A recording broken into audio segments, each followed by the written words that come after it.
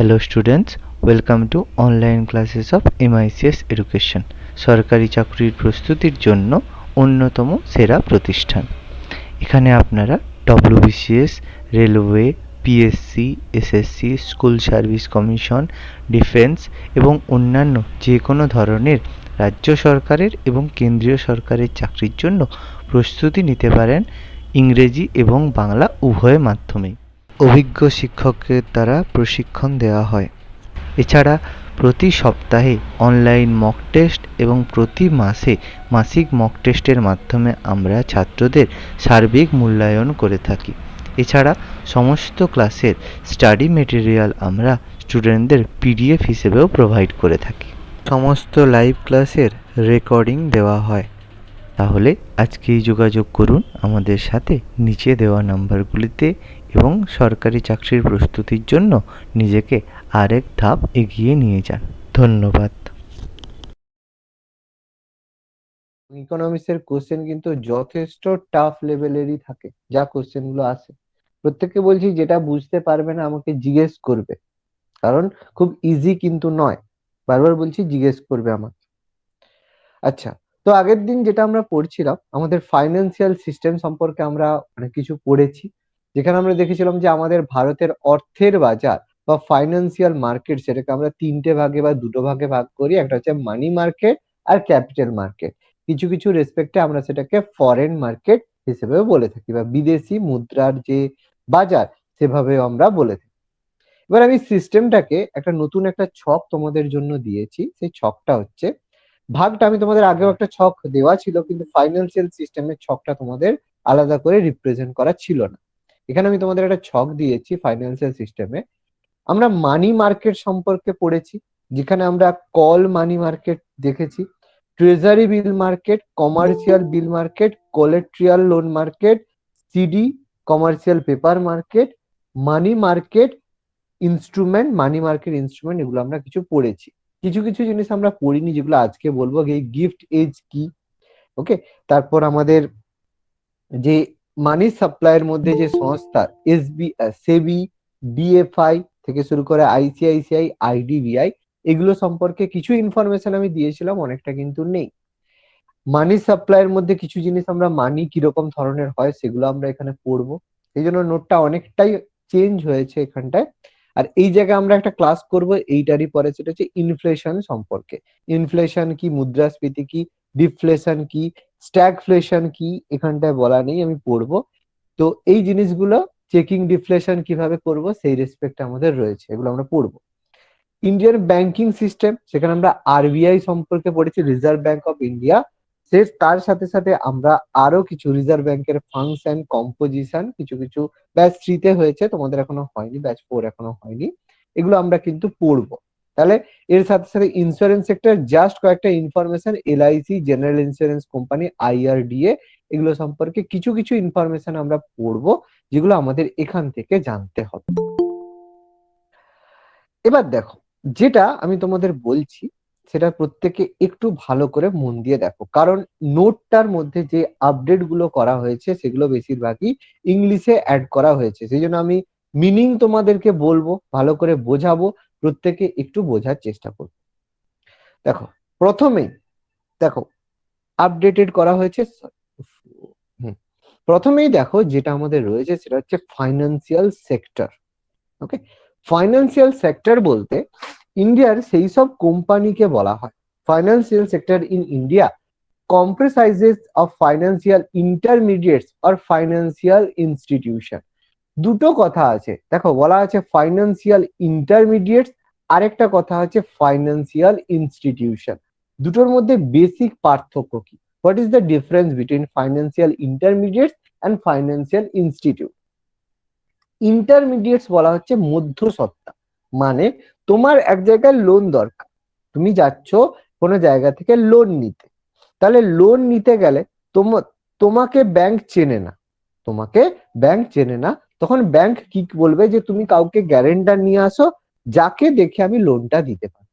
তাহলে তুমি কি করলে, যার ওই ব্যাংকে অ্যাকাউন্ট আছে তাকে নিয়ে গেলে ব্যাংকে লোন করতে, তোমার কাছে কারণ সেইভাবে মর্টগেজ নেই, তুমি দিতে পারছো না, সেই লোকটাকে দেখে হলো। সেই জায়গাটাকে বলা হয় ফাইন্যান্সিয়াল ইন্টারমিডিয়েট, যারা তোমার হয়ে মধ্যস্থতা করবে। ওকে, মানে তোমার হয়ে সে বলবে। আর ফাইন্যান্সিয়াল ইনস্টিটিউট মানে যারা সরাসরি আমাদের ফাইন্যান্সিয়াল সেক্টরের সাথে যুক্ত। খুব ভালো করে জিনিসগুলো বুঝবে, এই জিনিসগুলো ভালো করে কিন্তু বুঝতে হবে। ফাইন্যান্সিয়াল সেক্টরের মধ্যে কিছু কিছু ফাইন্যান্সিয়াল ইনস্টিটিউট রয়েছে, কিছু কিছু ফাইন্যান্সিয়াল ইন্টারমিডিয়েটস রয়েছে। সেখানে বলা আছে দেখো, ফাইন্যান্সিয়াল ইনস্টিটিউশন সেগুলোকে বলা হবে যেগুলো primarily engaged into the collection and mobilization of savings and convert into investment. Line by line একটু ভালো করে বোঝো।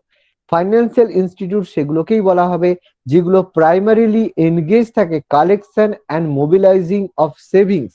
আমাদের যে টাকা আমরা সেভিংস করি, সেই সেভিংসটাকে কালেক্ট করা, প্রাইমারিলি কালেক্ট করে কনভার্ট ইনটু ইনভেস্টমেন্ট। বলবে স্যার সেভিংসটা কিভাবে ইনভেস্টমেন্টে কনভার্ট করবে? দেখো, তুমি 100 টাকা ইনকাম করো, 100 টাকা ইনকাম করে প্রতি বছর তুমি প্রত্যেক মাসে তুমি হয়তো 5,000 টাকা ইনকাম করো।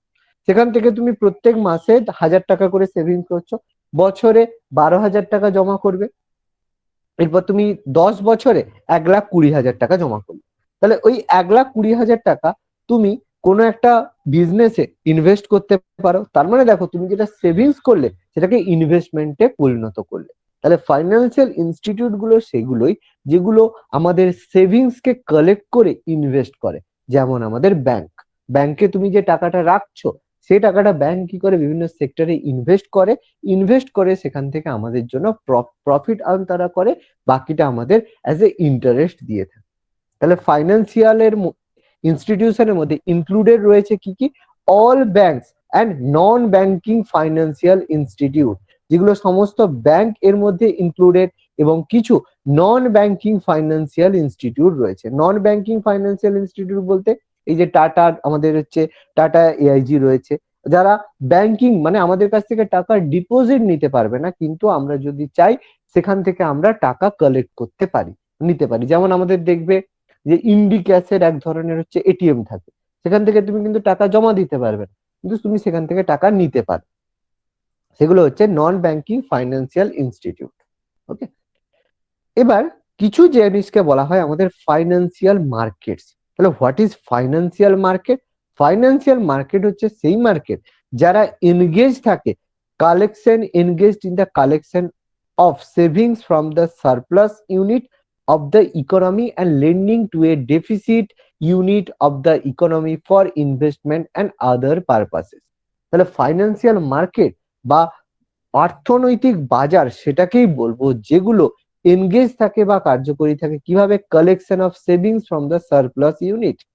Collection of savings from the surplus unit মানে আমাদের যে সারপ্লাস মানে যেটা আমাদের বাড়ছে, আমাদের খাওয়ার পরে যেটা আমাদের উদ্বৃত্ত থাকছে, সেই উদ্বৃত্ত থেকে যে সেভিংসটা করছে, যেটা আমাদের ইকোনমিকে যথেষ্ট স্ট্রং করবে এবং ইকোনমির জন্য একটা ইনভেস্টমেন্ট তৈরি করবে, যেগুলো and lending to a deficit unit of the economy. ইকোনমিতে আমাদের সবসময় ডেফিসিট থাকে, তুমি হিসেব করে রাখছো আমার এই মাসে 5,000 টাকা খরচ হবে, কিন্তু তোমার হয়ে গেল 5,500 টাকা। তার মানে 500 টাকা তোমার ডেফিসিট, 500 টাকা তোমাকে কোনো না কোনো জায়গা থেকে ধার করতে হয়েছে। সেই ডেফিসিটটাকে ফিল আপ করার জন্য ফাইন্যান্সিয়াল মার্কেট সবসময় কাজ করে থাকে। তাহলে financial market consist of money market and capital market, যেটা আমরা অলরেডি এই চ্যাপ্টারটারই আমাদের বিষয়বস্তু এটা, মানি মার্কেট এবং ক্যাপিটাল মার্কেট। বেসিক পার্থক্য কি বলেছিলাম? যে মানি মার্কেট যেটা শর্ট টার্মের জন্য লোন দিয়ে থাকে, ক্যাপিটাল মার্কেট লং টার্মের জন্য লোন দিয়ে থাকে। ওকে, আর ফাইন্যান্সিয়াল অ্যাসেটস, আমি আগের দিনই বলেছিলাম ফাইন্যান্সিয়াল অ্যাসেট বলতে কোন জিনিসগুলোকে বলা হয়, ইনক্লুড করা হয় unit share, debenture, certificate of deposit, life insurance policies etcetera. এগুলোকে আমরা ইনক্লুডেড করতে পারি ফাইন্যান্সিয়াল অ্যাসেট। অ্যাসেট মানে কোন জিনিস বলেছিলাম? অ্যাসেট মানে বলা হয় সেই জিনিসগুলোকে যার কোনো অর্থনৈতিক ভ্যালু রয়েছে। কিছু কিছু জিনিস বলেছিলাম যে সাপোজ পুরোনো দিনের একটা বই, সেটা তোমার কাছে অ্যাসেট থাকলেও সেটা কিন্তু ইকোনমির কাছে সেটা কিন্তু কোনো অ্যাসেট নয়, কারণ তার কিন্তু সেই জিনিসটাকে বিক্রি করে ইকোনমিক্সে কোনো রকমের সেভিংস হতে পারে না। এই জন্য সেই জায়গাগুলো কিন্তু according to economy not a asset, but তোমার কাছে সেটা এক ধরনের অ্যাসেট হতে পারে। ওকে, দেখো প্রত্যেকে ক্লিয়ারলি বুঝতে পেরেছো আমি যে পয়েন্টগুলো টোটালি এখানে ডিসকাস করলাম? প্রত্যেকে ক্লিয়ার? বলো কোনো যদি, বলো। এমন কিছু অ্যাসেট থাকতে পারে যেগুলো বিক্রি করে মানে টাকা পয়সা আসবে, তাহলে সেগুলো কি কর্মীর কাছে অ্যাসেট? অবশ্যই তোমার কাছে যে জিনিস, একটা পুরোনো দিনের গাড়ি রয়েছে, সেটাকে তুমি বিক্রি করলে, অবভিয়াসলি বিক্রি করতে পারো, অবভিয়াসলি সেটা অ্যাসেট। যে জিনিস তুমি বিক্রি করে কোনো কিছু টাকা বা লাভ পাবে, সেটা তোমার কাছে অবভিয়াসলি অ্যাসেট। ওকে, আচ্ছা এবার দেখো, আমরা আগের দিনগুলো পড়ে নিয়েছিলাম, জাস্ট আমি ছুঁয়ে বেরিয়ে যাচ্ছি এই জায়গাগুলো, এই জন্য আর বাংলার গুলো আমি বলছি না। মানি মার্কেট হয় যেটা কম টাইমের অল্প সময়ের জন্য লোন দেবে, জেনারেলি 1 বছর বা তার কম সময়ের মধ্যে। সেটা দুভাগে বিভক্ত, একটা হচ্ছে অর্গানাইজড মানি মার্কেট আর একটা হচ্ছে আনঅর্গানাইজড মানি মার্কেট, সংগঠিত আর অসংগঠিত। যেগুলো সংগঠিত হবে সেগুলো রিজার্ভ ব্যাংকের দ্বারা নিয়ন্ত্রিত হবে, আর যেগুলো অসংগঠিত হবে সেগুলো রিজার্ভ ব্যাংকের দ্বারা নিয়ন্ত্রিত হবে না। ওকে, এবার এখানে মানি মার্কেট সম্পর্কে আমি কিছু ইংলিশে পয়েন্ট অ্যাড করেছি, সেগুলো একটু ভালো করে দেখো। হোয়াট ইজ মানি মার্কেট সেটা সম্পর্কে কিছু ইনফরমেশন আমি এখানে অ্যাড করেছি। দেখো মানি মার্কেট বলতে বলা হচ্ছে, দেখো the cluster of financial institute that deals in short term securities and loan, gold and foreign exchange are term as money market. মানে সেই কথাটাই, যে জিনিসটা শর্ট টার্ম মানে কম সময়ের জন্য কোনো কিছু সিকিউরিটি, লোন অথবা গোল্ড এবং ফরেন এক্সচেঞ্জের হিসেবে ইউজ করা হয়। গোল্ড কেন বলা হয়? বলা হয় যেরকম মেয়েরা যে সোনা পরে, এই কারণে পরে না যে তাদের দেখতে ভালো লাগবে। মেয়েরা সোনা পরে একটা বড় কারণে, যে যদি কোনো সময়ে সংসারে অসুবিধে দেখা দেয় তখন সেই সোনাটাকে বিক্রি করা যাবে। এটাই কিন্তু মেন অরিজিনাল কজ। এটা প্রত্যেকে ভাবে মেয়েদের সোনা পছন্দ এই কারণে, খুব সুন্দর বলে সেই কারণে, but originally it's a concept about savings for his family. Okay, savings for her family. তো এই কারণে শর্ট টার্মের বলা হয়, শর্ট টার্মের কোনো কিছু সিকিউরিটি, লোন বা ফরেন এক্সচেঞ্জকে আমরা মানি মার্কেটের মধ্যে ইনক্লুডেড করি। তাহলে short term money is bought and sold on the money market. যেগুলো শর্ট টার্মের মানি হয়ে থাকে সেগুলো কেনা এবং বেচা হয় মানি মার্কেটের মধ্যে, যেগুলো শর্ট টার্ম কম সময়ের জন্য। আর যে লং টার্মের মানি সেগুলো বিক্রি করা হয় ক্যাপিটাল মার্কেট। অলরেডি আমি এই কথাটা বললাম। এবার এখানে দেখো, দ্য মানি মার্কেট ইজ এ কি কম্পোনেন্ট অফ ফাইন্যান্সিয়াল সিস্টেম। সবচেয়ে গুরুত্বপূর্ণ অংশ হচ্ছে মানি মার্কেট। কেন বলছে কি কম্পোনেন্ট, কথাটা কেন বলছে মানি মার্কেটকে? একটা বড় বড় কারণ দেখো, কারণ কি পয়েন্ট বলার একটা বড় কারণ বা প্রধান পয়েন্ট বলার একটা বড় কারণ হচ্ছে যে তোমার এখন সাপোজ কোনো কিছু একটা জায়গার জন্য হঠাৎ করে 5 লাখ মানে 2 লাখ টাকার প্রয়োজন।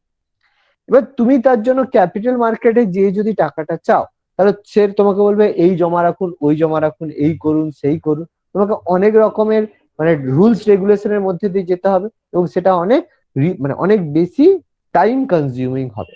এই জন্য তোমার যদি কম মানে হঠাৎ করে টাকার প্রয়োজন হয়, তো মানি মার্কেটটাকে আমরা বললাম কি কম্পোনেন্ট অফ এ ফিনান্সিয়াল সিস্টেমের। কারণ কি, আমাদের যদি হঠাৎ করে কোনো টাকার প্রয়োজন হয়, আমাদের কিন্তু মানি মার্কেটেই বেশি যেতে হবে।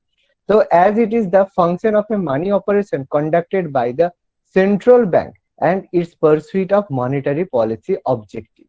আমাদের সেন্ট্রাল ব্যাংক বা রিজার্ভ ব্যাংকে মানিটারি পলিসির জন্য মানি ব্যাংক যে আমাদের মানি মার্কেটটা রয়েছে খুবই গুরুত্বপূর্ণ একটা ইম্পর্টেন্ট। তাহলে easily it is the market for short term funds, কম শর্ট টার্মের জন্য, maturity ranging from overnight to 1 year. এটা ওভারনাইট বলেছিলাম, যে ওভারনাইট মানে যে এক রাত্রের জন্য টাকা ধার নেওয়া হয়। এটা কাদের মধ্যে হয় কি বলেছিল মনে আছে? একটা এক থেকে না এটা ব্যাংকের মধ্যে দুটো ব্যাংকের মধ্যে, সেই জিনিসটাকে কি বলা হয় মনে আছে? পড়িয়েছিলাম আগের দিন।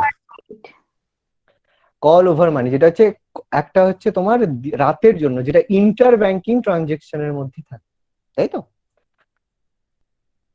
আচ্ছা, তো under this Indian money market, reserve bank of India অকুপাইজ the central position because it regulates and control the credit supply to the country. Reserve bank কি করে আমাদের ভারতে বা আমাদের ইন্ডিয়ান ইকোনমির সমস্ত কিছু ক্রেডিট কন্ট্রোল করে, মানে আমাদের ইকোনমিতে কত টাকা মার্কেটে থাকবে, মানুষের হাতে কত টাকা থাকা উচিত, সেই সমস্ত পলিসি রিজার্ভ ব্যাংক কিন্তু অ্যাডপ্ট করে থাকে।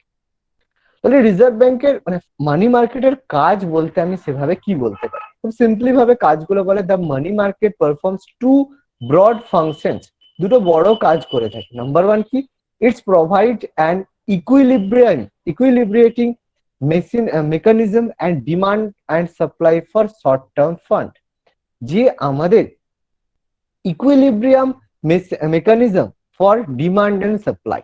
ইকোনমিক্স এর কথায় সব থেকে বড় একটা টার্ম সেটা হচ্ছে ডিমান্ড অ্যান্ড সাপ্লাই। ডিমান্ড কথার অর্থ চাহিদা, সাপ্লাই কথার অর্থ যোগান। মানে যত টাকা তোমার দরকার, মানে কিছু টাকা, এরকম 5,000 জন লোক আছে, কারো 2,000 টাকা দরকার, কারো 10,000 টাকা দরকার, কারো 15,000 টাকা দরকার। তাহলে বিভিন্ন লোকের মধ্যে আবার কেউ কেউ তার টাকাটা ইনভেস্ট করতে চায়, যে টাকাটা আমার এখন বেশি আছে, আমি টাকাটা এখন ইনভেস্ট করছি। তাহলে কারো কাছে ডিমান্ড রয়েছে, সেই অনুযায়ী যদি সাপ্লাই না থাকে, তাহলে সেই জায়গায় একটা ডিসব্যালেন্স দেখা যাবে। তাহলে মানি মার্কেটের প্রথম বড় কাজ হচ্ছে কি, আমাদের যে ডিমান্ড এবং সাপ্লাই রয়েছে সেটাকে ইকুইলিব্রিয়েটিং করা, মানে দুটোর মধ্যে সাম্যাবস্থা নিয়ে আসা। যেরকম শর্ট টার্ম ফান্ডের ক্ষেত্রে, শর্ট টার্ম ফান্ড কি, money market obviously works on the principal of short term, কম টার্মের মানে শর্ট টার্মের ওপরই সবসময় মানি মার্কেট কাজ করে থাকে। It enables borrowers and lenders for short-term fund to fulfill their borrowings and investment requirement of at an efficient market clearing price.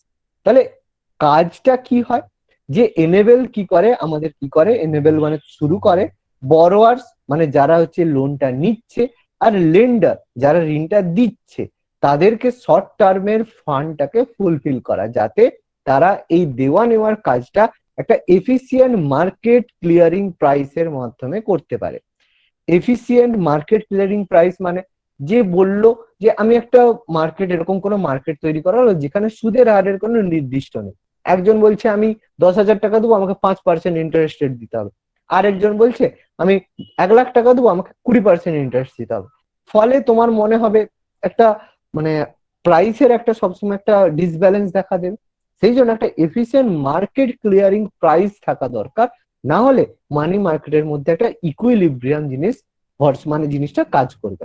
ওকে, এবার ইন্ডিয়ান মানি মার্কেটকে আমরা দুটো ভাগে ভাগ করে থাকি। আমি অলরেডি একটু আগেই যেটা বলে দিলাম, বেঙ্গলিতে লেখা আছে, সেই কথাটা এখানে রয়েছে দুটো, একটা হচ্ছে অর্গানাইজড মানি মার্কেট আর একটা হচ্ছে আনঅর্গানাইজড মানি মার্কেট।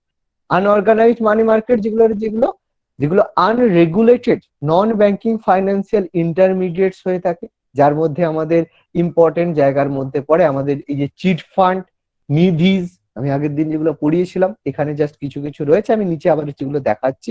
মানি লেন্ডার মানে যে যারা হচ্ছে ইন্টারেস্ট দিয়ে থাকে, সুদখোর যেটাকে বলা হয়। নন ব্যাংকিং ফাইন্যান্সিয়াল ইনস্টিটিউট যেগুলো হচ্ছে আনরেগুলেটেড হয়ে থাকে, যেগুলো আমাদের আনঅর্গানাইজড মানি মার্কেটের মধ্যে পড়ে। অর্গানাইজড মানি মার্কেটের মধ্যে পড়ে state bank of India and is associate bank, state SBI এবং তার অ্যাসোসিয়েট ব্যাংক, ন্যাশনালাইজড ব্যাংক যারা পিএনবি, তারপর আমাদের অন্যান্য যেসব nationalised bank, Indian bank, RRB regional rural bank, RRB আমাদের থাকে, রিজিওনাল রুরাল গ্রামীণ ব্যাংক যেগুলো, কোঅপারেটিভ ব্যাংক, যে কোঅপারেটিভ ব্যাংক যেগুলো থাকে সেগুলো, নন গভর্নমেন্ট সেক্টর এবং আদার্স ব্যাংক, বন্ধন ব্যাংক থেকে শুরু করে, সেগুলো আমাদের অর্গানাইজড সেক্টরের মধ্যে পড়ে। whereas আনঅর্গানাইজড মধ্যে মানি লেন্ডার, ইন্ডিজিনিয়াস ব্যাংক গুলো পড়ে। এবার অর্গানাইজড সেক্টরের মধ্যে রিজার্ভ ব্যাংক অফ ইন্ডিয়া থাকে, প্রাইভেট ব্যাংক থাকে, পাবলিক সেক্টর ব্যাংক থাকে, বিভিন্ন ডেভেলপমেন্ট ব্যাংক থাকে, ডেভেলপমেন্ট আইডিবিআই থেকে শুরু করে আইসিআইসিআই, এছাড়া নন ব্যাংকিং ফাইন্যান্সিয়াল কোম্পানিজ, এদের সম্পর্কে আমি কিন্তু ডিটেলসে বলবো। এনবিএফসি কি কি রয়েছে, তারা কাজ কি, এগুলো কিন্তু আমি পরে পড়াবো। এছাড়া যার মধ্যে আমাদের LIC life insurance corporation of India রয়েছে,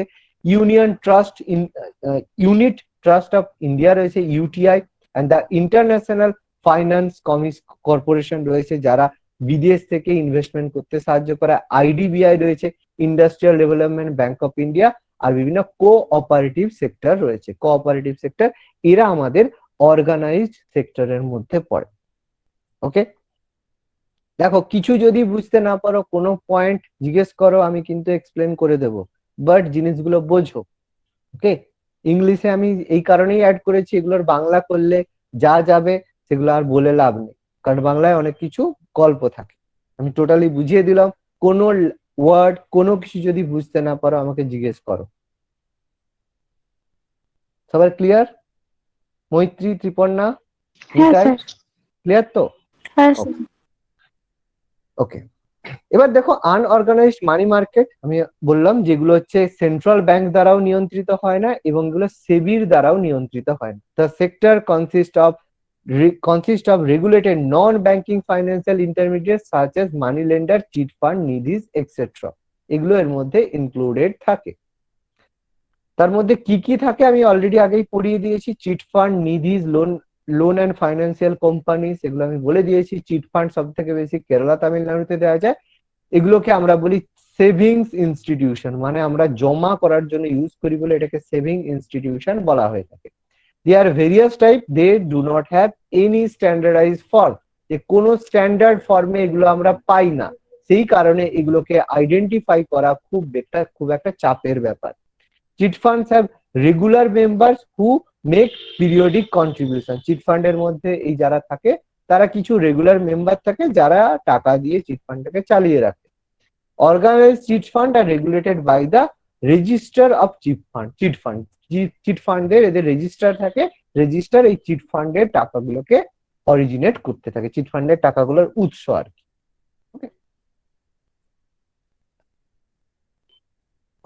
এবার নিধিজের কথাও বলেছিলাম যে জেনারেলি এগুলো সাউথ ইন্ডিয়াতে আমরা দেখতে পাই। Nidhis is a count of mutual benefit, যেগুলো তৈরি করা হয় জেনারেলি কারো ঘর মানে ভেঙে গেলে বা সেগুলো রিপেয়ার করার জন্য নিধিজ করে, যারা তাদের যেগুলো হয় restricted to the members only, যারা তাদের মেম্বার হয় তাদের মধ্যে মানে সদস্যদের মধ্যে সীমাবদ্ধ থাকে।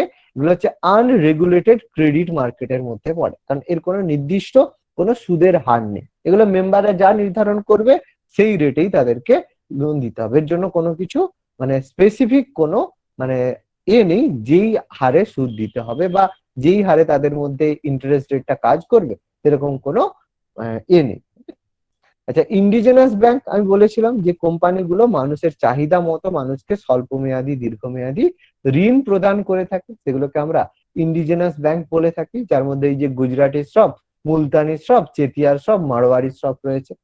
মানি লেন্ডার দু রকম, একটা পেশাদারি প্রফেশনাল হয়, নন প্রফেশনাল হয়। ওকে, এবার একটা গুরুত্বপূর্ণ একটা ইনফরমেশন এখানে রয়েছে, যেগুলো হচ্ছে আনঅর্গানাইজড মানি মার্কেটের মধ্যে একটা বড় ধরনের জিনিস, সেটা হচ্ছে প্রমিশনারি নোটস। খুব ইম্পর্টেন্ট একটা জিনিস, হোয়াট ইজ প্রমিশনারি নোটস? দেখো, প্রমিসারি নোট কাকে বলা হয়? যেটা একটা লিগাল ডকুমেন্ট, এটা এক ধরনের লিগাল বা আইনি একটা কাগজ যেটা থাকে between A lender and a borrower, মানে যে ঋণ দিচ্ছে এবং যে ঋণ নিচ্ছে তাদের মধ্যে একটা লিগাল ডকুমেন্ট, যেগুলা which later agrees to certain condition for the repayment of the sum of money borrowed. মানে তুমি একটা স্ট্যাম্প পেপারের মতো একটা স্ট্যাম্প পেপার নিলে, সেখানে তুমি করলে যে আমি তোমার কাছ থেকে 5,000 টাকা ধার নিচ্ছি, 10 বছর পরে বা 5 বছর পরে আমি এই টাকাটা শোধ দেবো, তাহলে সেটা একটা লিগাল ডকুমেন্টের মধ্যে তুমি লিখে রাখলে, সেটাকে বলা হচ্ছে প্রমিসারি নোট। এই প্রমিসারি নোট যেটা হবে sine one who borrowed from a commercial bank, কোনো ব্যাংক থেকে এই প্রমিসারি নোটটা দেওয়া হয়, সেটা কিন্তু এটা কিন্তু ব্যাংক কিন্তু দিচ্ছে না, কিন্তু এই যে করছে, এই যে কাজটা করছে, যে টাকাটা ধার নিচ্ছে, এটা কিন্তু বরোড ফ্রম এ কমার্শিয়াল ব্যাংকের মধ্যে এটা থাকে। A particular form of the promissory known as a commercial paper that can be bought and sold, এটাকে কমার্শিয়াল, এটা হচ্ছে এখানটায় অ্যাড করেছে কমার্শিয়াল পেপার। এক সেকেন্ড, প্রমিসারি আচ্ছা, ওকে ওকে, এখানে দুটো জিনিস বলা আছে, দেখো এই যে কমার্শিয়াল পেপার আর প্রমিসারি নোট কিন্তু সম্পূর্ণ সেম জিনিস নয়, কারণ কমার্শিয়াল পেপার যেটা হবে সেটা কিন্তু টোটালি রেগুলেটেড মার্কেটের মধ্যে পড়বে, বাট প্রমিসারি নোট কিন্তু কখনোই কমার্শিয়াল পেপার নয়। বলাই আছে দেখো, particularly form of promissory note is known as commercial paper that can be brought and sold. এই কমার্শিয়াল পেপার যে সিপি হয়, কমার্শিয়াল পেপার যেটা সিডি, কমার্শিয়াল ডিপোজিট, সিডি আর সিপি, এগুলো কিন্তু রেগুলেটেড ব্যাংকিং এর মধ্যে পড়ে। কিন্তু প্রমিসনারি নোট এটা কিন্তু রেগুলেটেড মার্কেটের মধ্যে পড়ে না, এটা কিন্তু আনরেগুলেটেড মার্কেটের মধ্যেই পড়ে। দুটোর মধ্যে বেসিক পার্থক্য এটাই। কমার্শিয়াল পেপার মানে কেউ যদি প্রমিসনারি নোটের একটা এক্সাম্পল দিন। প্রমিসনারি নোটের, আচ্ছা, নোটের প্রমিসনারি নোটের এক্সাম্পল, তুমি সাপোজ তোমার বন্ধুর কাছ থেকে একটা টাকা কোনো কিছু ধার নিচ্ছ, ঠিক আছে? এবার সেই বন্ধুর অ্যাকাউন্টটা তোমার হচ্ছে এতে রয়েছে, তোমার হচ্ছে এসবিআই তে রয়েছে। ব্যাপারটা বুঝতে পারছো? এসবিআই তে রয়েছে, বন্ধুটা তোমাকে টাকাটা ধার নিচ্ছে কিন্তু সেই অ্যাকাউন্টের থ্রু দিয়ে দিচ্ছে। এতে ব্যাংক কি তোমাকে টাকাটা ধার দিচ্ছে না তোমার বন্ধু তোমাকে টাকাটা ধার দিচ্ছে? বন্ধু ব্যাপারটা দিচ্ছে। বন্ধু ধার দিচ্ছে, তাহলে এই জায়গায় ব্যাংক তো এখানে কন্ট্রোল করতে পারবে না। মানে তুমি যদি টাকাটা নিয়ে চলে যাও, তুমি যদি টাকাটা নিয়ে পালিয়ে যাও, ঠিক আছে, তাহলে কি ব্যাংক তোমার পেছনে যাবে না তোমার বন্ধু তোমার পেছনে যাবে? বন্ধু, বুঝতে বন্ধু পেরেছি। যাবে। এবার বুঝতে পেরেছো দুটোর মধ্যে পার্থক্য? প্রমিসনারি নোট আর কমার্শিয়াল পেপারের মধ্যে পার্থক্যটা বুঝতে পেরেছো? তোমার যদি কমার্শিয়াল পেপার হয় সেই জায়গায় ব্যাংক তোমার পেছনে যাবে, কিন্তু প্রুফটা যে রয়েছে যে তুমি তাকে টাকাটা দিয়েছো, এই যে ট্রানজেকশন, তারপরে তোমরা এই যে অনলাইন ক্লাস করছো তার একটা যে স্ক্রিনশট আমাকে পাঠান, সেই স্ক্রিনশট আমি যদি স্ক্রিনশটটা নিয়ে তোমাদেরকে বলি না তুমি টাকা পাঠাওনি, তুমি তখন প্রুফ দেখাতে পারো। কিন্তু তার জন্য কি এর বেশি কিছু হতে পারে? তার মানে screenshot is a one type of promissory note. প্রত্যেকের ক্লিয়ার? বাট সেটা কিন্তু একটা কমার্শিয়াল পেপার না। ক্লিয়ার? মৈত্রী, ত্রিপর্ণা, প্রত্যেকে? হ্যাঁ দীপা? স্যার। ওকে, স্যার আচ্ছা, এবার দেখো প্রমিসনারি নোটের পর একটা আছে মশালা বন্ড। মশালা বন্ড হচ্ছে আর রুপি ডিনোমিনেটেড ওভারসিজ বন্ড। এবার দেখো ওভারসিজ কথাটার মানে কি? কে বলতে পারবে হোয়াট ইজ ওভারসিজ? ইজি তো, ওভারসিজ মানে কি? বিদেশ। বিদেশ, মানে কেউ যদি বাইরে থেকে তোমাদের এখানে ইনভেস্ট করতে আসে, ওকে, তাহলে মশালা বন্ড হচ্ছে রুপি ডিনোমিনেটেড ওভারসিজ বন্ড। এগুলো হচ্ছে রুপি ডিনোমিনেটেড ওভারসিজ বন্ডকে মশালা বন্ড বলে। কাজ কি? কমার্শিয়াল পেপার কি সম্পত্তি এসবের পেপার, জায়গা না, সম্পত্তি paper? কমার্শিয়াল পেপারটা অন্য জিনিস। একটু ওয়েট করো, আমি কমার্শিয়াল পেপার আমাদের নিচে আছে, এই যে এখানে, এই যে আমাদের অর্গানাইজড মানি মার্কেটে, এই যে এখানে দেখো কমার্শিয়াল এটা রয়েছে, এরপরে দেখো এখানে কমার্শিয়াল পেপার মার্কেট, বাণিজ্যিক পত্র বাজার। আমি এখানে ডিটেলস আলোচনা করবো, ঠিক আছে? একটু ওয়েট করো, আমি আজকেই বলছি একটু পর, ওকে? একটু ওয়েট করো, আমি বলছি। আচ্ছা, মশালা বন্ডটা কি? Masala bond will help to internationalise the Indian rupee and also depend the Indian financial system, public and private sector. তাহলে মশালা বন্ড কি করে? হেল্প করে আমাদের ইন্ডিয়ান রুপিটাকে ইন্টারন্যাশনালাইজ করা, মানে বিদেশের কাছে জনপ্রিয় করা। তাহলে এটা কিন্তু অর্গানাইজড মানি মার্কেট নয়। কিরকম ভাবে? সাপোজ আমাদের ইন্ডিয়ান কারেন্সিটাকে বা ইন্ডিয়ান রুপিটাকে আমি বিদেশে জনপ্রিয় করতে চাইছি, যাতে বিদেশের লোকেরা ইন্ডিয়ান কারেন্সির প্রতি অ্যাট্রাক্টেড হয়। তাহলে এইভাবে কি করা হয়? By issuing bond, rupees and Indian companies shielded against the risk of currency fluctuation typically associated with the borrowing the foreign currency. Masala bond will help the Indian corporate to reduce its interest cost burden on a debt amount of its balance sheet. মানে একটু ভালো করে বলছি যে কিভাবে হচ্ছে মশালা bond কি করে, যে ইন্ডিয়ান কর্পোরেট মানে ভারতের যে বিভিন্ন শিল্পপতি বা কর্পোরেট সেক্টর বা বাণিজ্যিক ক্ষেত্রের লোক রয়েছে, তাদের interest reduce it's interest cost burden on the ডেপ্ট অ্যামাউন্ট অফ ব্যালেন্স শিট।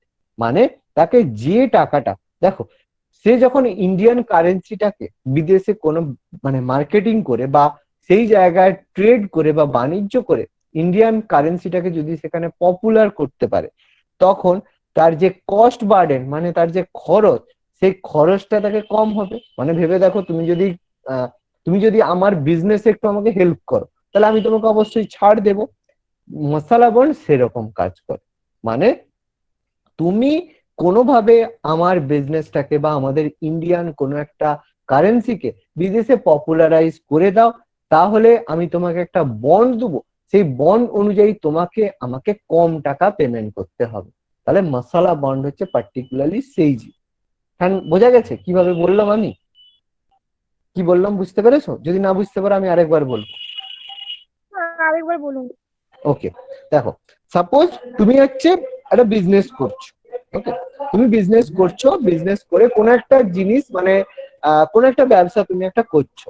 তাহলে সেই ব্যবসাটা তুমি আমেরিকায় গিয়ে করলে। তাহলে আমেরিকায় গিয়ে করে তুমি বোঝালে যে এটা কিনবে ইন্ডিয়া থেকে। তাহলে ইন্ডিয়া থেকে কিনলে তাহলে তোমরা হচ্ছে ভালো রকমের সুবিধা পাবে, এর অনেক রকমের মানে রয়েছে, অনেক রকমের সুবিধা রয়েছে এক্সেট্রা এক্সেট্রা, তুমি বিদেশে গিয়ে জিনিসগুলো বোঝালে। তার মানে তারা যখন ইনভেস্ট করতে আসবে বা তারা এসে তখন চাইবে যে ইন্ডিয়ান কোম্পানিতে এসে তারা ইনভেস্ট করতে বা ওই জিনিসটাকে তারা করতে। তার মানে বেশি জিনিস তারা এসে ইনভেস্ট করলো। তাহলে যে ব্যক্তিটা ইন্ডিয়ার এরকম বিজনেস করতে সাহায্য করলো, সেই ব্যক্তিটাকে ইন্ডিয়ান গভর্নমেন্টের উচিত তাকে কিছু সাহায্য করা বা তাকে কিছু ছাড় দেওয়া। সে যে বিজনেসটা করছে সেই ছাড় দেওয়ার জন্য তাকে একটা বন্ড দেওয়া হয়। মানে তোমাকে আমি এই বন্ডটা দিলাম, তুমি যে বিজনেস করতে গেছো তার জন্য আমাকে 10% আমাকে ট্যাক্স তোমাকে দিতে হতো, 10% দিতে হবে না, তুমি আমাকে 5% ট্যাক্স দেবে। মানে 5% ট্যাক্স তুমি তাকে অব্যাহতি দিলে। তাহলে সেটা তুমি করলে কি মশালা বন্ড হিসেবে। বুঝতে পারলাম এবার দীপা? হ্যাঁ স্যার বলুন। এবার দেখো, 2013 first masala bond issued by the International Finance Corporation, যেটা আইএফসি বলা হয়, যেটাকে একটা ওয়ার্ল্ড ব্যাংকের আর্ম বলা হয়। ওকে, যারা এই ধরনের একটা মাসালা ইস্যু করেছিল, মাসালা বন্ড প্রথম ইস্যু করেছিল। অর্গানাইজড মানি মার্কেট, যার মধ্যে আমাদের প্রায় সমস্ত ব্যাংক গুলো ইনক্লুডেড রয়েছে। তার মধ্যে call money market, treasury bill market, commercial bill market, certificate of deposit, commercial paper market, repo market, organised banking market, আর হচ্ছে মিউচুয়াল ফান্ড এর মধ্যে রয়েছে।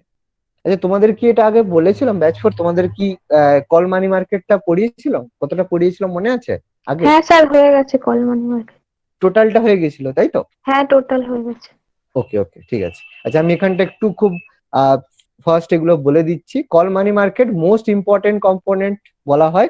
1 থেকে 14 দিনের জন্য কল মানি মার্কেটে দেওয়া হয়, লোন দেওয়া হয়।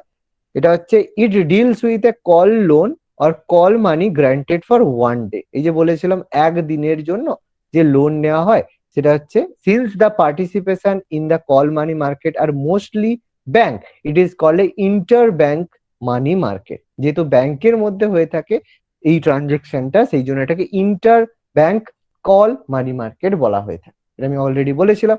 The bank will temporary deficit of funds from the demand side and its bank with temporarily excess fund for supply side for the call money market. যদি কোনো কারণে টাকার ঘাটতি দেখা যায় তখন এই কল মানি মার্কেটটা তারা কাজ করে থাকে।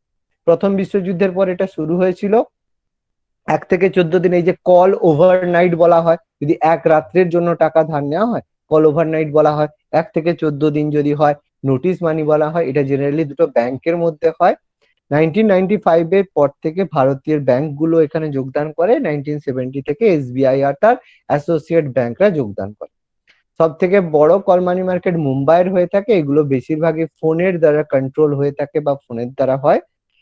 আর ডিএফএইচআই এই সমস্ত এগুলো করে। আইডল ফান্ড বলেছিলাম যে কোনো টাকা যদি কোনো কিছু কাজ না হয় বা সেই জায়গায় আমরা স্টোর করে রাখি, বলেছিলাম কেউ যদি 5,000 টাকা জমা করলো, সেটাকে সেভিংস অ্যাকাউন্টেই ফেলে রাখলো, কোনো কিছু ইনভেস্ট করলো না, তখন সেটাকে আমরা আইডিয়াল মানি বলে থাকি। আচ্ছা, the main features of the Indian call money market, কি কি ফিচার্স আমরা কল মানি মার্কেটের ক্ষেত্রে দেখতে পারি? যে call money market provides the institutional arrangement for the making the temporary surplus of some banks available to their bank which are temporarily short of fund। এই কথাটাই আমি বললাম যে এই কল মানি মার্কেট কি করে থাকে, making the temporary surplus of some bank. কোনো ব্যাংকের হঠাৎ করে টাকার ঘাটতি দেখা দিলে সেই ঘাটতি বা ফান্ডটাকে পূরণ করার জন্য কল মানি মার্কেট কাজ করে থাকে। আমি এই কথাটাই প্রথম থেকে বললাম। Mainly the banks participated in the call money market. The State Bank of India is always on the lender side of the market. SBI সবসময় এই লেন্ডারের মধ্যে সবসময় থাকে। The call money market operates through the brokers and who always keep in touch with the bank and establish a link between the borrowings and the lending bank. সবসময় এগুলো call money market সবসময় ব্রোকারদের দ্বারাই কিন্তু চালনা হয়ে থাকে, মানে direct bank to bank phone হয় না, থ্রু দা ব্রোকারই কিন্তু এগুলো বেশিরভাগ হয়ে থাকে। The call money market is a highly sensitive and competitive market. অবশ্যই সেনসিটিভ এবং কম্পিটিটিভ মার্কেট হয়ে থাকে, কারণ কম্পিটিটিভ মার্কেট কারণ কি এসবিআই চাইবে নিজের প্রফিট বাড়াতে, পিএনবি চাইবে নিজের প্রফিট বাড়াতে, so that obviously is a competitive market. As such, it acts as a best indicator of liquidity position of a organized money market. এবার এখানে একটা কথা রয়েছে যে best indicator of liquidity. What is liquidity? Liquidity বলতে কে বলতে পারবে? Liquidity সম্পর্কে কার কি ধারণা আছে? What is liquidity? Liquid money বা লিকুইডিটি, হোয়াট ইজ লিকুইডিটি? কার কি কনসেপ্ট স্যার আছে? ডিজিটাল মানিটাই তো লিকুইডিটি বা লিকুইড মানি। একটু ভালো করে বলো। ATM card. এটিএম কার্ড আর অন্য কিছু ঠিকঠাক? নগদ টাকা দেখে যেটা মানে একদম তোলা হাতে পাওয়া যায়, নগদ যেটা ব্যবহার করা যায় ডাইরেক্ট, সেটাকে তো লিকুইড মানি বলি। আর একটু ঠিকঠাক হচ্ছে হচ্ছে যাচ্ছে, তোমরা মানে যেই টাকাটা শুয়ে চলে যাও। ডিজিটালি ট্রানজাকশন হয়। দেখো লিকুইড মানি বলা হচ্ছে সেই জিনিসটা, সাপোজ তোমার অ্যাকাউন্টে 10 লক্ষ টাকা আছে, ঠিক আছে, তুমি সেই 10 লক্ষ টাকাকে হাতে বের করে দেখাতে পারবে যে 10 লক্ষ টাকা আছে? ক্যাশ দেখাতে পারবে না, কিন্তু তোমার অ্যাকাউন্টে একটা ডিজিটালি সেটা শো করবে। তুমি যদি ব্যাংকে গিয়ে আজকে বলো আমার 10 লাখ টাকা এক্ষুনি আমার হাতে দিই, ব্যাংক তোমাকে দেবে সঙ্গে সঙ্গে? মনে হয় দিবে? দেবে? কোনোদিন দেবে না, তোমাকে আগে থেকে জানাতে হবে। আর সবাই যদি গিয়ে বলে যে আমার যা যা অ্যাকাউন্টে, আমার অ্যাকাউন্টে 10 লাখ, ওর অ্যাকাউন্টে 15 লাখ, ওর অ্যাকাউন্টে 2000, সব টাকাটা ক্যাশ হিসেবে দিয়ে দেবে, ব্যাংক কি দিতে পারবে? কোনোদিন দিতে পারবে না, কারণ যত টাকা ব্যাংকে আছে বা দেখাচ্ছে তত টাকা কিন্তু ক্যাশ কিন্তু বা ক্যাশ হিসাবে আমাদের কাছে নেই। তার মানে মানি সবসময় কাজ করে অনেক লিকুইডিটি, মানে একজনের হাত থেকে আরেকজনের হাতে, ইটস আ মানে লিকুইড ফর্মে এটা ট্রান্সফার হয়ে থাকে, সেই জন্য এটাকে লিকুইডিটি বলা হয়ে থাকে। এবং এই লিকুইডিটি একটা রেশিও মেনটেন করে চলে, আমি সেগুলো এই চ্যাপ্টারেরই শেষে আমি তোমাদের পড়াবো। যখন নোট ছাপানো হয় বা একটা ইকোনমিতে কতটা পার্সেন্ট লিকুইডিটি মানি রাখা ম্যান্ডেটরি, সেগুলো সম্পর্কে আমাদের রয়েছে, সেগুলো আমরা পরে একদম শেষে আলোচনা করব। তাহলে the rate of interest in the call money market is highly unstable. যেহেতু কল মানি মার্কেটের মধ্যে যে rate of call money market is highly unstable, একদম স্টেবল নয়, যেহেতু খুব বেশি চেঞ্জ হয়, ফ্ল্যাকচুয়েট হয়, সেই জন্য rate of interest, call money মার্কেটের রেট অফ ইন্টারেস্ট কিন্তু কখনোই স্টেবল নয়। Quickly rises under the pressure of excess demand and fund and quickly falls under the presence of excess supply of the fund. তাহলে তোমার যদি হঠাৎ টাকার প্রয়োজন হয়, তোমাকে বেশি টাকা বেশি রেটে তোমার কাছ থেকে চাইবে, যদি বেশি টাকা তাদের কাছে থাকে কম রেটে চাইবে, ইটস এ ম্যান্ডেটরি ব্যাপার, সেই জন্য rate of interest hugely unstable হয়ে থাকে। কল মানি মার্কেটে অংশগ্রহণ করে বাণিজ্যিক bank, state bank, cooperative bank, DFHI, STCI, PDS, primary dealer, কিছু কিছু অনলি ঋণদাতা হিসেবে কাজ করে, যেমন LIC, GIC, IDBI, NABARD. NABARD সম্পর্কে আমরা এগ্রিকালচার চ্যাপ্টারে ডিটেলসে আলোচনা করব। Treasury bill market, treasury bill market যেটা বললাম স্বল্প সময়ের জন্য যে সরকারের ঋণ নিয়ন্ত্রণ পদ্ধতিকে আমরা ট্রেজারি বিল মার্কেট বলি, যেটা হয় which are short term liability of the government of India. Government of India বা ভারত সরকারের কম সময়ের জন্য যে লায়াবিলিটি গভর্নমেন্ট নিয়ে থাকে, যে কম টার্মের কম সময়ের জন্য গভর্নমেন্টের যে লায়াবিলিটি হয় বা দায়িত্ব হয়, সেটা হয়ে থাকে ট্রেজারি বিল মার্কেটের মধ্য দিয়ে। আচ্ছা, তাহলে এইভাবে ব্যাংক অফ ইংল্যান্ড প্রথম ট্রেজারি বিল করে, কারণ ভারতের জন্য প্রচুর সেই সময় অর্থের প্রয়োজন হয়েছিল, সেই রেসপেক্টে এটা হয়ে থাকে।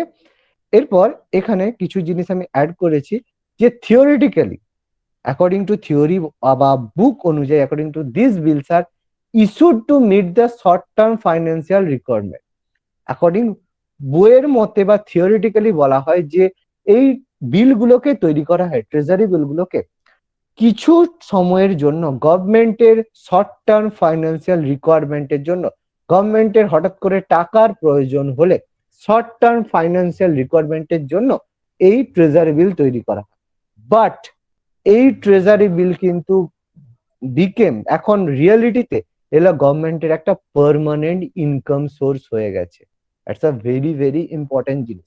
এই ট্রেজারি বিল যেগুলো আছে এগুলোকে থিওরিটিক্যালি বলা হয় যে গভর্নমেন্টের যখন হঠাৎ টাকার প্রয়োজন হয়, খুব টাকার দরকার গভর্নমেন্টের, তখন ট্রেজারি বিল দিয়ে গভর্নমেন্ট টাকা কালেক্ট করে।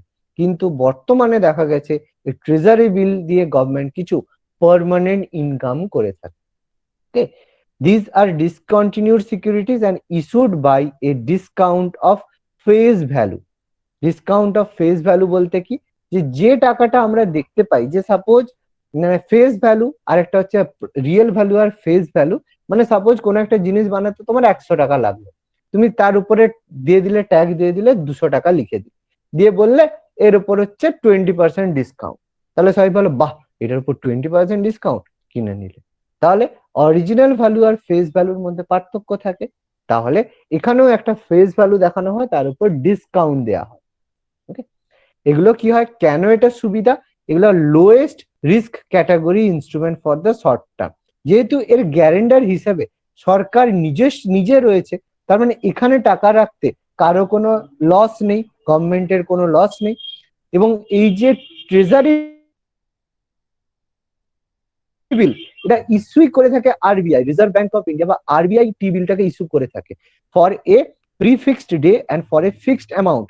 এই দিন এই টাকার অ্যামাউন্টের টি বিল ডাইরেক্ট ট্রেজারি বিল করা হয়।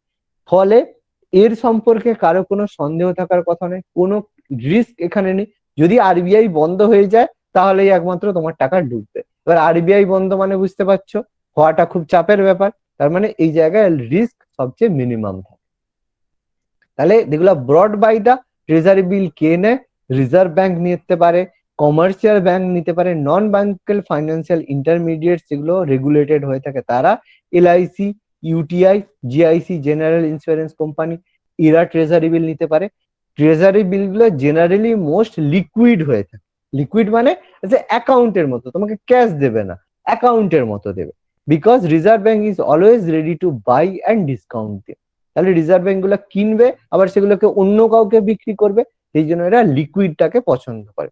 এ দেবে কোনো যদি পেমেন্ট করতে চায়, বলে আরে গুগল পে করে দে, এ করে দে, গুগল পে করে দে, ফোন পে করে দে।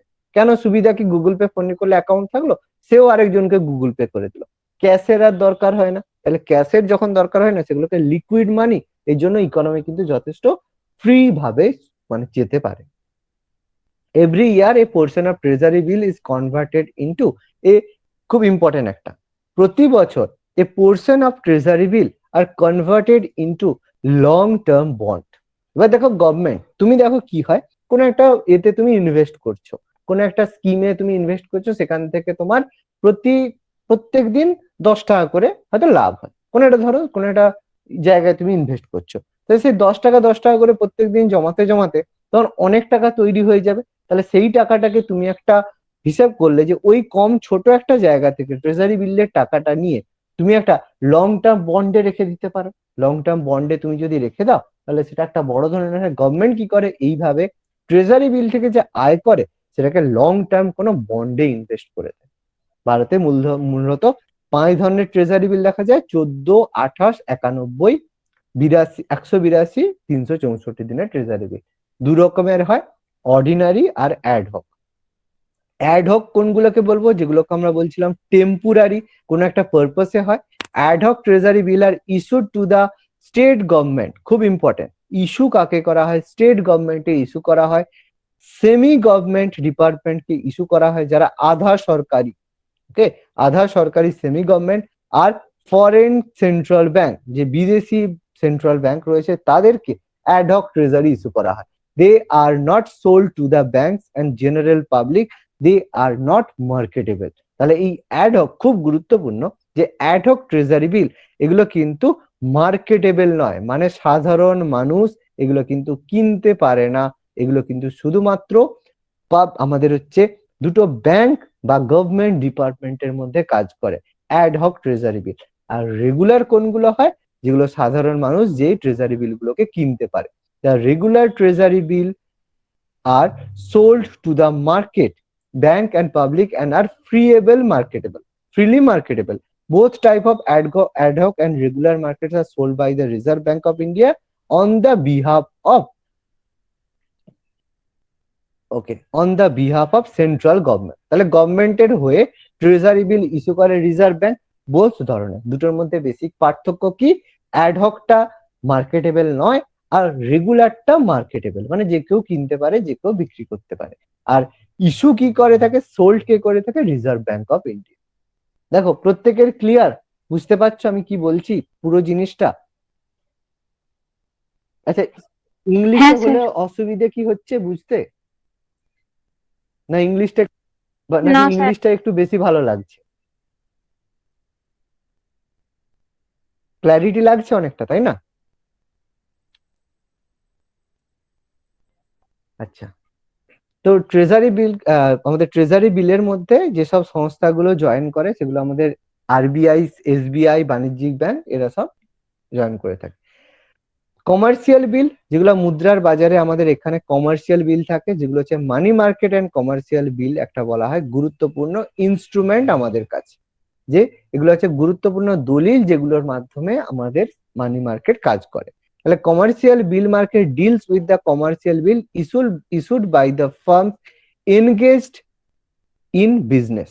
তাহলে কমার্শিয়াল বিলগুলো ইস্যু কে করতে পারে? ইস্যু করতে পারে তারাই যারা শুধুমাত্র কমার্শিয়াল বা বিজনেস পারপাসে ইনক্লুড থাকে। এগুলো হয় খুব ভেরি ইম্পর্টেন্ট। এই কমার্শিয়াল বিলের ভ্যালিডিটি কত দিনের হয়? এগুলো জেনারেলি ভ্যালিডিটি হয় 3 মান্থের, 3 মাসের কমার্শিয়াল বিলের ভ্যালিডিটি হয়ে থাকে। এটাকে বলা হয় এ বিল অফ এক্সচেঞ্জ। এবং এই বিল অফ এক্সচেঞ্জ আমি আগের দিন বুঝিয়েছিলাম যে একজন এটাকে ড্র করে, মানে একজন এটাকে নেয়, সেটাকে বলা হয় ড্রয়ার। যার নামে এটাকে ইস্যু করা হয় তাকে বলা হয় ড্রয়ি।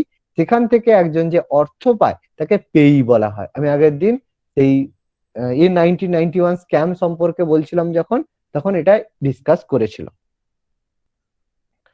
আচ্ছা, এখান থেকে এই কমার্শিয়াল বিল মার্কেট যেটা হয়, commercial bill is a promise to pay a specific amount in a specific period by a buyer of goods and seller to the goods। তার মানে এখানে কমার্শিয়াল পেপার কেনার সময় বা কমার্শিয়াল বিল এগুলা কেনার সময় বলা হয় এই টাকার অ্যামাউন্ট এই দিন সে ফিরিয়ে দেবে। তাহলে the seller who sold his good on credit, লাভ মানে দেনাতে যখন বিক্রি করছে, draws the bill and sends it to the buyer for acceptance. After the buyers of his bank writes the word accepted on the bill, it become marketable instrument and send it to the seller। তাহলে এইভাবে কাজ হয়ে থাকে। আমি আগের দিনই বলেছিলাম যখন একটা কোনো গুডস বিক্রি করবে তাহলে সেই রেসপেক্টে একটা বিল ড্র করবে, ইটস আ ড্রয়ার।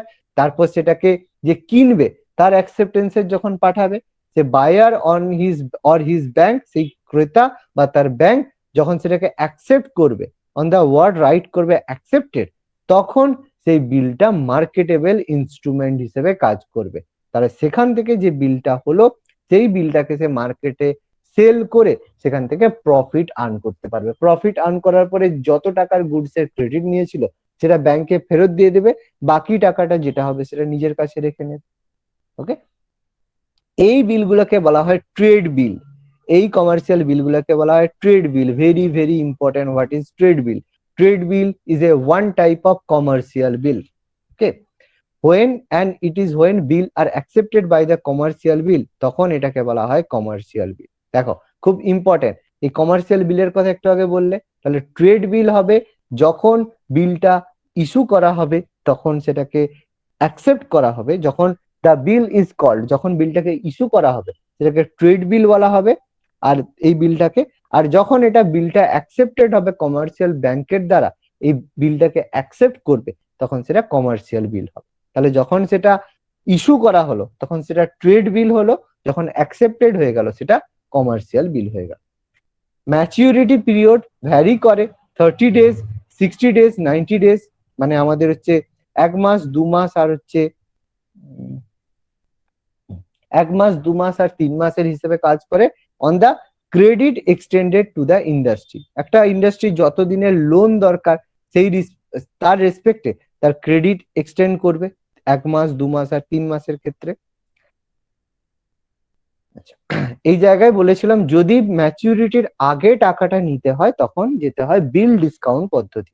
বলেছিলাম যদি 5 বছরের জন্য সে ইনভেস্ট করে থাকে তাহলে আগে যদি টাকাটা তুলে নিতে হয় তাকে কম দামে টাকাটা তাকে ফেরত দেওয়া। এবার এখানে সিডি আর সিপি, সার্টিফিকেট অফ ডিপোজিট আর কমার্শিয়াল পেপার মার্কেট।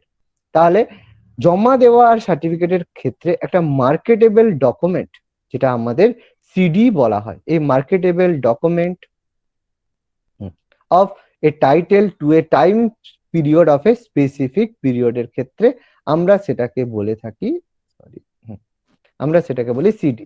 তাহলে সার্টিফিকেট অফ ডিপোজিট সিডি আর commercial paper market, commercial paper যেটা হচ্ছে CP market deals with the certificate of deposit and commercial paper. এই দুটো ইনস্ট্রুমেন্ট ইন্ট্রোডিউস করেছিল রিজার্ভ ব্যাংক 1889-এ, 1889-তে রিজার্ভ ব্যাংক এটাকে ইস্যু করেছিল প্রথমবার। যে in order to widen the range the money market instrument and gives investor greater flexibility and deployment to their shorter surplus fund.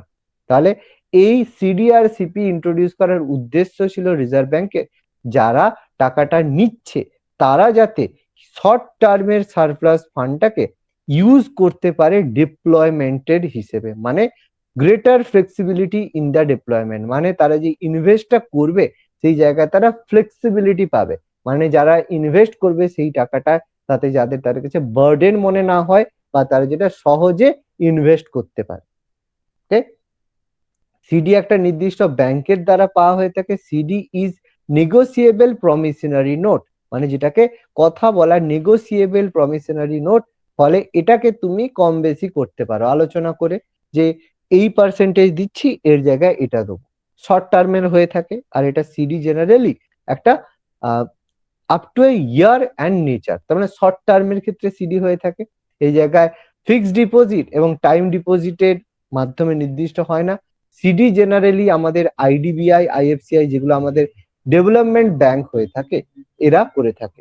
আর এছাড়া এইসব আরবিআই থাকে, আরআরবি থাকে, সেসব আরআরবি কিন্তু সিডি অ্যাকসেপ্ট করে না। আর অচি সংস্থা দেওয়া হয় এগুলো যে ট্রাস্ট ফান্ডকে দেওয়া হয়, ফেস ভ্যালুর থেকে কম হয় কমার্শিয়াল ব্যাংক। আর commercial paper are negotiable for a short term unsecured promissory note হিসেবে ফিক্সড ম্যাচুরিটির সাথে হয়ে থাকে। তাহলে দুটোর মধ্যে এটা বেসিক পার্থক্য। সিডি কিন্তু নেগোসিয়েবল প্রমিশনারি নোট, এটাও কমার্শিয়াল পেপারও নেগোসিয়েবল হয়, কিন্তু এটা হয় সিকিউর, মানে এটা তোমার কখনোই লস হবে না, কিন্তু এটা হয় আনসিকিউর। সিডি আর সিপির মধ্যে এটা বেসিক পার্থক্য। কমার্শিয়াল পেপার আর কমার্শিয়াল ডিপোজিট এর মধ্যে বেসিক পার্থক্য এটা। সিডি নট সিকিউর আর সিপি আনসিকিউর। ওকে, আচ্ছা, আর সিপি দু রকমের হয়, যেটা হচ্ছে আমাদের নির্দিষ্ট সময় পরে প্রমিশনারি নোট হিসাবে পাবলিক সার্ভিস আন্ডারটেকিং পিএসইউ আর প্রাইভেট সেক্টর দ্বারা হয়ে থাকে। স্যার কমার্শিয়াল পেপার আনসিকিউর কি করে হবে? কোনটা বলো তো? Commercial paper unsecure? কারণ এগুলোর মধ্যে দেখো কর্পোরেট জগৎ আছে, বুঝতে পারছো? কমার্শিয়াল পেপারটা ইনভেস্ট কে করে থাকে? Corporate sector. আর কমার্শিয়াল ডিপোজিট যেটা সেটা কে করে থাকে? আমাদের ব্যাংক করে থাকে। তাহলে তুমি বলো যে কর্পোরেট জগতের কাছ থেকে তুমি ঋণ নিলে সিকিউর থাকবে না ব্যাংকের কাছ থেকে ঋণ নিলে তুমি সিকিউর থাকবে? বলো কোনটা? বুঝতে পারছি। বোঝা গেছে? এটাই বেসিক পার্থক্য। কারণ সিডস কমার্শিয়াল পেপার দিয়ে থাকে কর্পোরেট সেক্টর, মানে আম্বানি, আমাদের নীরব মোদির মতো লোক, আর এরা দিবে আমাদের এসবিআই, যে কোনো ব্যাংক। তাহলে ব্যাংক বেশি সিকিউর না তোমার কোনো কোম্পানি বেশি সিকিউর? সিম্পলি ব্যাপারটা বোঝা গেছে। ওকে, এই জন্যই তো যে সিপি বলছে পিএসইউ, যে সিপি দু ধরনের, একটা হচ্ছে পাবলিক সার্ভিস আন্ডারটেকিং, মানে যে জায়গায় গভর্নমেন্ট পাবলিকের কিছু শেয়ার প্রাইভেটের মধ্যে।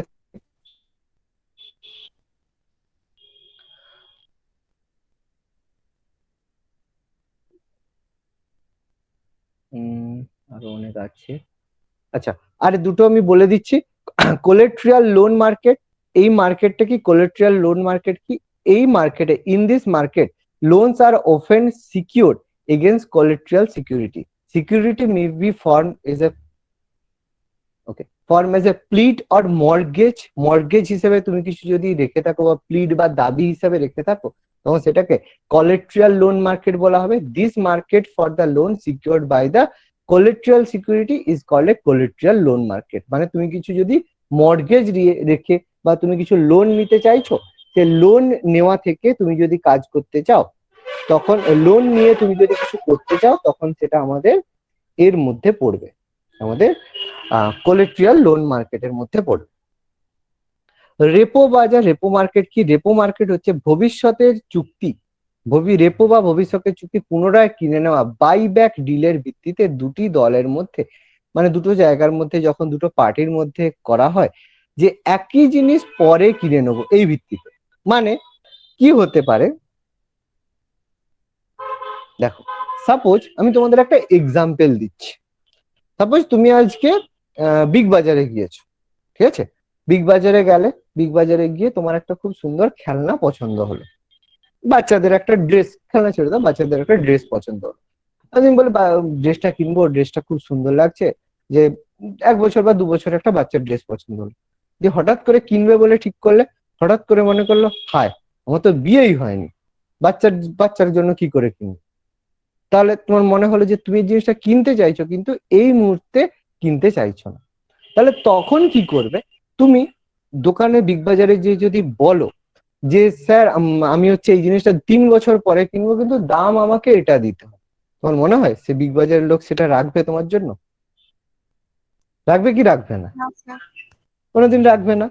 তাহলে ব্যাংকের ক্ষেত্রে কি হয়, যখন দুটো ব্যাংকের মধ্যে এরকম সিচুয়েশন দেখা যায়, কোনো একটা ব্যাংক লস করছে, সে একটা শেয়ার কিনতে চায়, একটা সিকিউরিটি কিনতে চায়, কিন্তু সে বলছে আমি এই শেয়ারটা 2 বছর পরে কিনবো, তোমাকে 2 বছর পরে আমি এই প্রাইসটা দেবো, কিন্তু আমাকে দামটা আমি আজকে নির্ধারণ করব।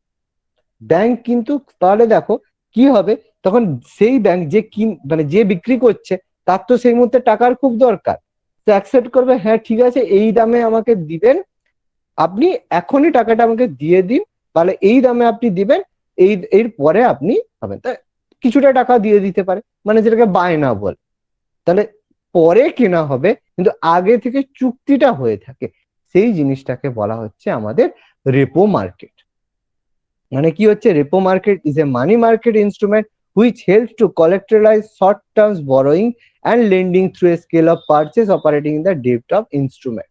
মানে ভবিষ্যতে কোনো কিছু কিনে নেওয়া হবে সেটা আগে থেকেই মানে আমাদের হিসেবে রাখা আছে। ওকে, বোঝা গেছে প্রত্যেকের কি বললাম? হ্যাঁ স্যার। ধন্যবাদ ভিডিওটি দেখার জন্য। আমাদের ভিডিওটি কেমন লাগলো অবশ্যই কমেন্ট বক্সে জানাবেন এবং পরবর্তী ক্লাসের এই ধরনের ভিডিও পেতে অবশ্যই আমাদের চ্যানেল MICS এডুকেশন সাবস্ক্রাইব করবেন। ধন্যবাদ।